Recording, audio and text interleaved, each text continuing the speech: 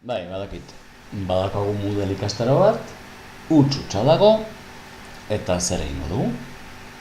Bertigo pixka bat ere ematen du. Gero ikusten dituzu gauzak eginak eta esatu hoi marabila, baina horrek lana dauka eta egia dana da, jarduera batzuk eskatzen dutela eskarmentu eta praktika gehiago beste batzuk baino. Hala ere, oso gauza sinpleak eginez, ziur aski gure erabilpenerako praktikoak izan ditezken gauza sortu ditzakegu, esan bezala, gauza hondirik gabe. Adibidez, uste dut oso garrantzitsua dela hasieratik behintzat oinarrizko erabaki bat hartzea. Zer nahi dut? Elkarren artean komunikatzeko gune bat, edo biltegi bat material eginkizunen, zereginen, bestelako informazioen biltegi bat izango dan ikastaro bat sortu. Biak konpatiblea dira, nahi badugu, baina printzipioz horren markatuko digu ikastaro mota bat edo beste bat. Adibidez, kasu honetan lehenengo adibidea da. Hemen, irakasleak hobetsi du elkarren arteko harremanak bultzatzea. Eta horretarako aski duzu foro bat sortzearekin. Noski, sortzea ez da zailena. Foroen behar da gero dinamizatu. Kasu honetan ziur aski eskatu dira irakasleak ikaslei bakoitzari argazki bat botatzeko eta argazki horretan komentario bat bideratzeko beste ikaskidere bati. Horrelako estrategiak erabilita, lortu daitezke, nik uste dut, hartu eman oso interesgarriak,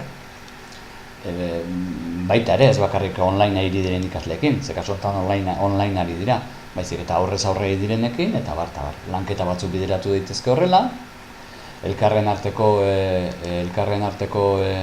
harremana bideratu, eta gainera, hauek dira, gainera taldea dinamizatu, dinamizazioan beste plus bat eman.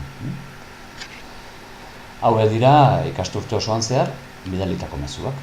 Kontuan hartu gainera hauek mezu nagusia direla, baina gero mezu batzuk badituztela erantzunak, bai? Orduan, azkenean, ikasturte osoan zehar, botatako mezu guztiak hortxe daude gainera ikusgai, adibidez. Mezu honek 7 erantzun ditu. Orduan, aizuko artikulu bat, eta horren botatzen dira artikuloa eta landu egiten dute. Horretarako, foro bat da behar da, ez da gehiago behar. Gero albo batean ikusiko duzuenez, badaude beste gauza batzuk, baina printzipioz, zuen nahi baduzue zuen ikasleen arteko harremanak eta bideratzea eta hainbat lanketa burutzea elkarlanean, hau izan daiteke aukera bat. Bestea, esaten genuena, beste izan daiteke, ni nahi dudana da, azkenean ariketa segida bat jarri, ariketa osagarri batzuk bideratzeko gure ikaslei. Hau da, eginkizun zerrenda bat.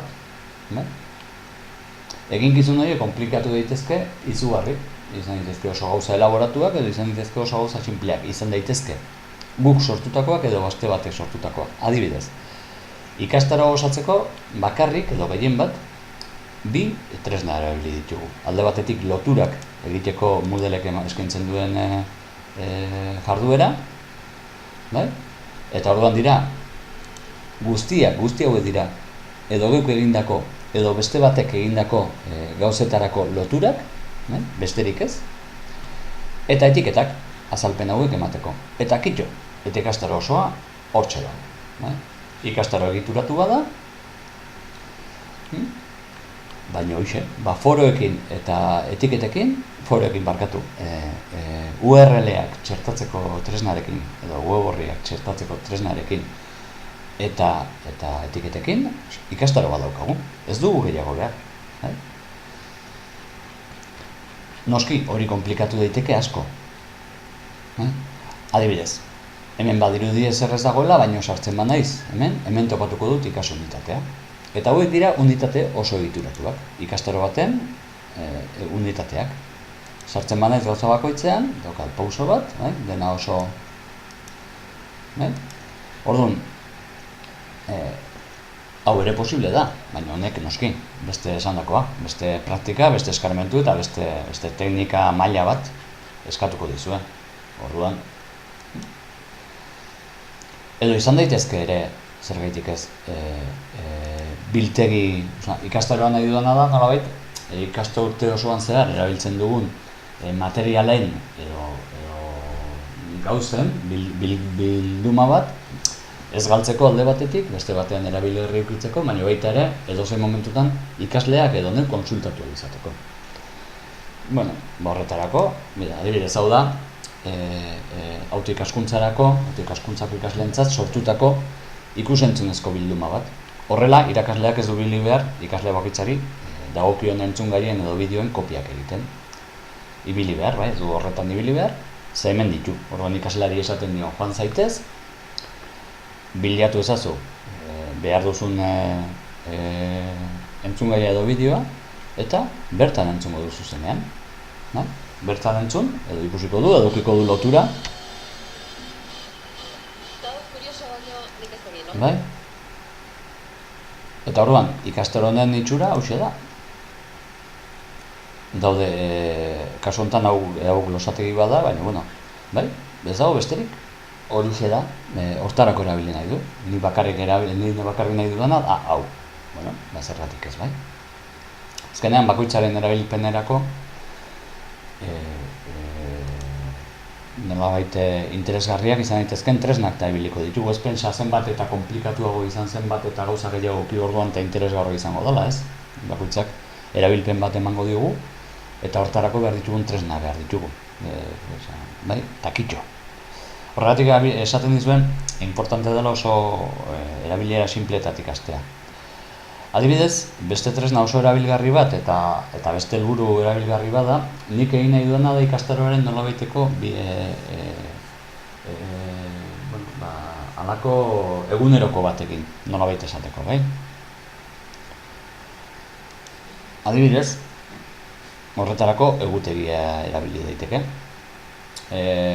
Kasu honetan, Indautxuko, Bilboko autoikaskuntza gunean daude, eta hemen egutegia erabiltzen dute zertarako? Adibidez.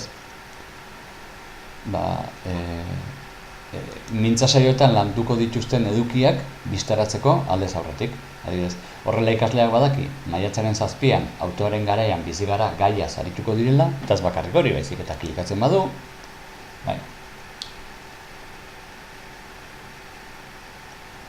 Topatuko ditu galdera batzuk, testu bat irakurtzeko, eta orduan berak hortik,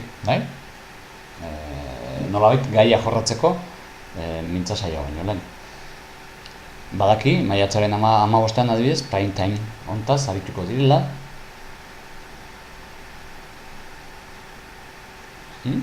Egutegi bidez ere, euskaltegiko abisoak ere pasa daitezke, ez badaki, aprilaren 11an txotxindau egin zutela.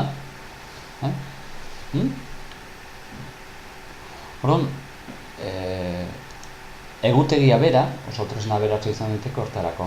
Gero, ikasturte hasieran ez dugu zer edukiko, eta ikasturte amaieran ikusi ahal izango dugu, egin ahal izan dezakegu jarraipena, egin dugunaren jarraipen bat, kasi egun ez egun, programazio tresna bat ere, programazio tresna bezala ere, erabili daiteke neurri batetan egutegia.